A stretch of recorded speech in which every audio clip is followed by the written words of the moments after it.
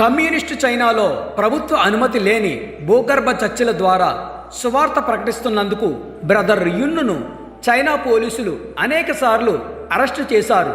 1997లో ఆయనను మూడవసారి అరెస్టు చేసి జంగ్లౌ నగరంలోని అత్యంత కఠినమైన జైలులో పడేశారు.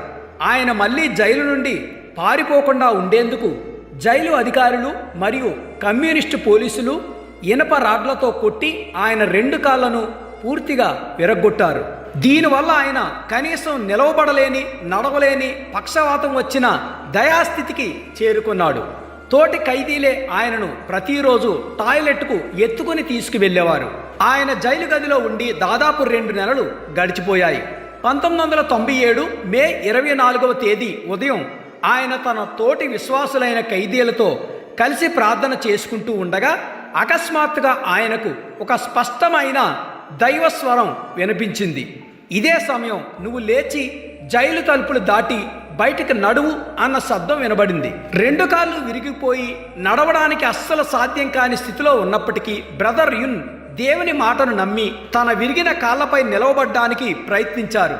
ఆయన కాళ్ళు నేలకు తగలగానే అద్భుతంగా ఆయన ఎముకలు ఒకదానితో ఒకటి అతుక్కుని నరాలకు నూతన బలం వచ్చింది.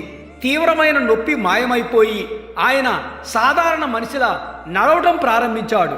ఆయన జైలు గది తలుపు వైపు నడిచారు. సాధారణంగా ఎప్పుడూ తాళం వేసి ఉండే ఆ గది తలుపు ఆయన వెళ్ళేసరికి అప్పటికే తెరిచి ఉంది. ఆయన ఆ కారిడార్ దాటుకుంటూ ముందుకు వెళ్ళారు. ఆ జైలు నుండి బయటికి వెళ్ళాలంటే 3 భారీ ఇనప గేట్లను దాటాలి. ప్రతి గేటు వద్ద అత్యాధునిక ఆటోమేటిక్ తాళాలు, తుపాకులు పట్టుకున్న సైనికులు ఉంటారు. కానీ బ్రదర్ యున్ ఒక్కో గేటు వద్దకు వెళ్ళినప్పుడు ఆ ఇనప తలుపులు దానంతట అవే తెరుచుకున్నాయి. జైలు గోడల చుట్టూ ప్రతి గేటు వద్ద వందలాది మంది చైనా సైనికులు మరియు వార్డెన్లు కాపలా ఉన్నారు. బ్రదర్ యున్ వారి కళ్ళ ముందే నడుచుకుంటూ వెళ్తున్నారు. సైనికులు కళ్ళు తెరిచే ఉన్నారు. ఒకరితో ఒకరు మాట్లాడుకుంటూ ఉన్నారు. కానీ వారి కళ్ళకు బ్రదర్ యున్ అస్సలు కనిపించలేదు. బైబిల్ కాలంలో దేవుడు శత్రువుల కళ్ళకు గుడ్డితనం రప్పించినట్లుగానే ఆ సైనికుల చూపును దేవుడు తాత్కాలికంగా కప్పివేశాడు. ఆయన ఏ అడ్డంకి లేకుండా ప్రధాన గేటు దాటి నేరుగా జైలు వెలుపల ఉన్న రోడ్డుపైకి వచ్చారు. జైలు నుండి బయటికి రాగానే రోడ్డు పక్కన ఒక టాక్సీ ఆగి ఉంది. బ్రదర్ యున్ అందులోకి ఎక్కారు. ఆశ్చర్యకరంగా ఆ టాక్సీ డ్రైవర్ మరెవరో కాదు, చైనా భూగర్భ చర్చికి చెందిన ఒక క్రైస్తవ సోదరుడు.